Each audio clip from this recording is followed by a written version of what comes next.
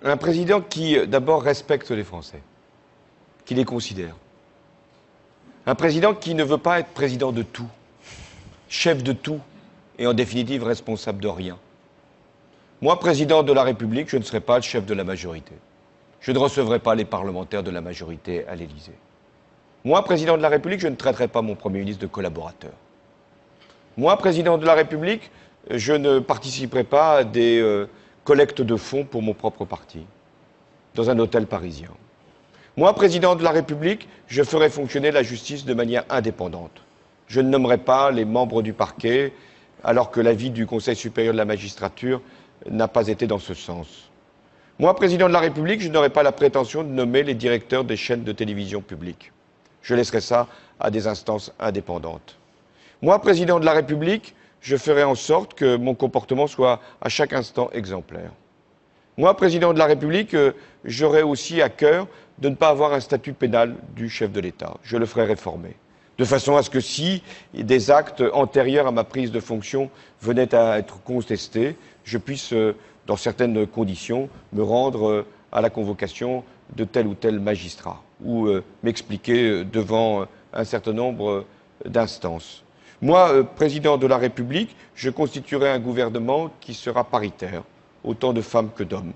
Moi, président de la République, il y aura un code de déontologie pour les ministres, qui ne pourraient pas rentrer dans un conflit d'intérêts. Moi, président de la République, les ministres ne pourront pas cumuler leurs fonctions avec un mandat local, parce que je considère qu'ils devraient se consacrer pleinement à leurs tâches. Moi, président de la République, je ferai un acte de décentralisation parce que je pense que les collectivités locales ont besoin d'un nouveau souffle, de nouvelles compétences, de nouvelles libertés.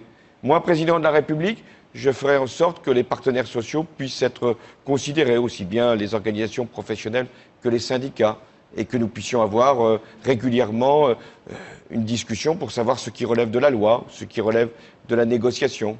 Moi, président de la République, j'engagerai de grands débats. On a évoqué celui de l'énergie, et il est légitime qu'il puisse y avoir sur ces questions-là de grands débats citoyens.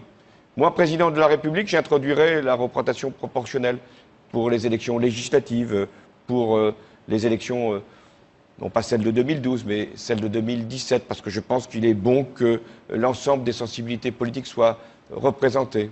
Moi, président de la République, j'essaierai d'avoir de la hauteur de vue pour fixer les grandes orientations, les grandes impulsions. Mais en même temps, je ne m'occuperai pas de tout et j'aurai toujours le souci de la proximité avec les Français. J'avais évoqué une présidence normale. Rien n'est normal quand on est président de la République, puisque les conditions sont exceptionnelles. Le monde traverse une crise majeure, en tout cas l'Europe.